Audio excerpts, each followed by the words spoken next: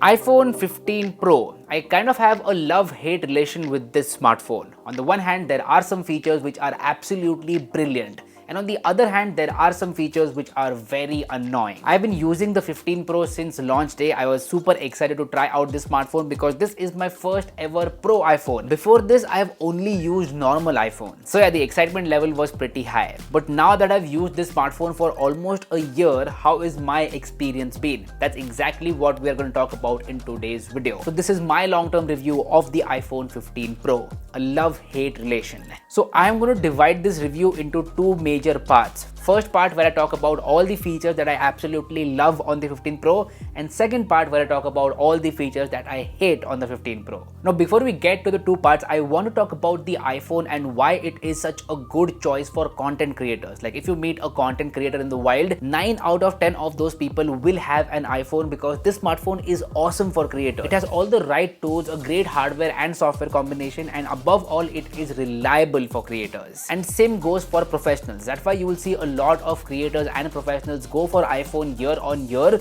because they trust the reliability of this smartphone. Now let's talk about my experience. So first and foremost, the thing that I absolutely love about the iPhone 15 Pro is the camera, but not the photos. I am talking about videos. So you've seen the intro, it was shot completely on the iPhone 15 Pro using the ProRes log mode. Now log mode is a professional feature for creators. It's not like regular people are going to use log mode on a daily basis. Nope, it is meant for creators who want to do professional video shooting with the iPhone 15 Pro. It gives incredible amount of control over dynamic range and colors. Basically, you can get the look that you want while retaining the dynamic range, and that has been a very big plus point for a lot of creators. And Apple's implementation of log is on point, especially if you use Final Cut Pro as well. Like that is a pro editing software designed by Apple itself, so these things work very well together. That is the iPhone 15 Pro and Final Cut Pro. Now to be fair, I have not used the ProRes log mode as much as I want to use it, and that is because of the storage limitations. That is because to shoot in ProRes log mode in 4K at 30 FPS, I will have to connect an external SSD to the iPhone 15 Pro where it will directly store the video file on the SSD. That is kind of a hassle. I wish that the internal storage was capable enough to shoot in ProRes log in 4K up to 60 FPS. Maybe we'll see that in the 16 Pro. And even without log mode, this is the best smartphone out there for video shooting, and I'm considering all the scenarios over here. The normal ultra-wide telephoto camera, daylighting conditions, artificial low lighting conditions, considering everything,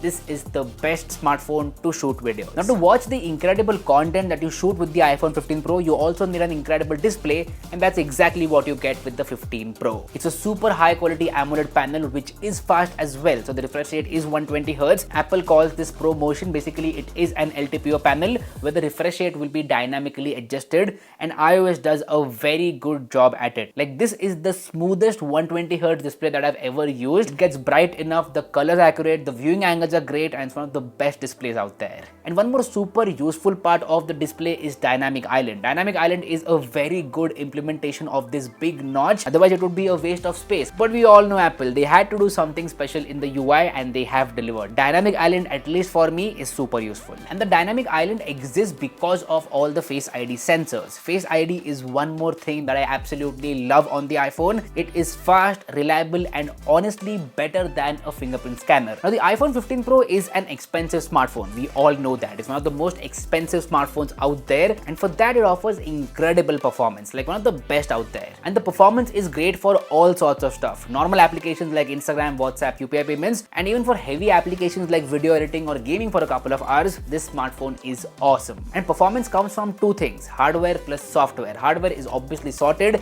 and now the software is sorted as well. iOS 17 was great in terms of optimization, but iOS 18 is great in terms of features as well. I have made a dedicated video about it, that iPhone made the iPhone finally fun again. If you want to watch that video, I will make sure to drop a link to it in the description box below. Basically, iOS 18 makes the iPhone 15 Pro super fun to use because of all the new features and the new upcoming AI features as well. Definitely watch that video, it is an interesting one. Now, I want to talk about design and build quality. See, iPhone 15 Pro is a super comfortable smartphone to use. It is not too big and not too small. It is right there in the sweet spot. And because of the new titanium frame, the weight has also reduced. And I absolutely love this natural titanium color. So much so that I've been using this smartphone without a case for the past couple of months or so. I was like, just chuck it, I don't want to use a case, I will handle it properly because I just absolutely love this color. And the titanium frame has held up really well, especially in this natural titanium color. There aren't a lot of fingerprints or scratches on this frame, but that's not the case with other colors out there, especially the blue one. That is a nightmare in terms of fingerprints, so please make a note of that. Also, ceramic shield has been great for me. I've dropped this iPhone a couple of times, but nothing happened, thankfully, because if something would have happened, that would be a big hit on my pocket. And same goes for the buttons as well. The buttons are tactile, clicky. I have not noticed any issues with them. Well, there is one button that I don't like. I don't hate it, but I don't like it as well. That is the action button, because I'm still using it as a mute switch. So I would much rather prefer a mute switch, because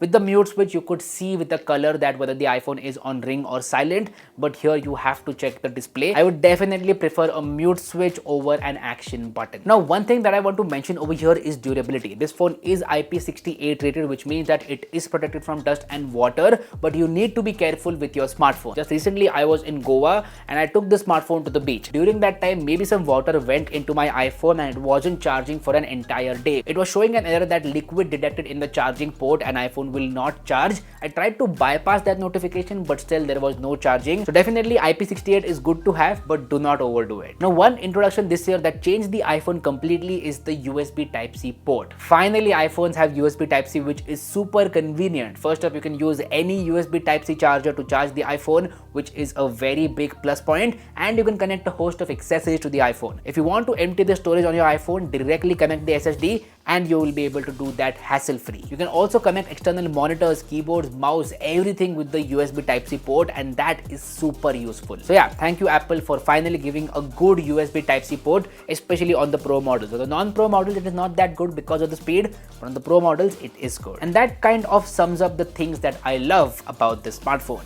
Now let's move on to the things that I don't like. First and foremost on that list are the photos that come out of the iPhone 15 Pro. See, I went in with a lot of expectations with the 15 Pro that it will do a best job in terms of photos, but that has not been the case. Other manufacturers have caught up to Apple, in fact surpassed Apple in terms of the photography experience because of the number of features that they offer and number of cameras as well. Like the S24 Ultra is a prime example over here. It has a camera that can zoom up to 100x, and that is super useful. I'm not saying 100x is useful, but the overall camera system over there is way more useful and practical as compared to the iPhone 15 Pro. So I feel that Apple needs to play catch up, especially in terms of photos and processing. It doesn't do the best job out there. The Samsung, Xiaomi's, Vivos of the world are doing a way better job when it comes to the photography experience, and that is just a fact. What do you guys feel about this? Let me know in the comments below. Next thing that I absolutely hate about the iPhone 15 Pro is the battery life. From day one, I've not got good battery life with the iPhone 15 Pro. I use my iPhone a lot by clicking photos, videos, uploading my Instagram reels with this smartphone. I also do UPI payments, listen to music, connect it to CarPlay. Basically, I use this smartphone a lot on a daily basis,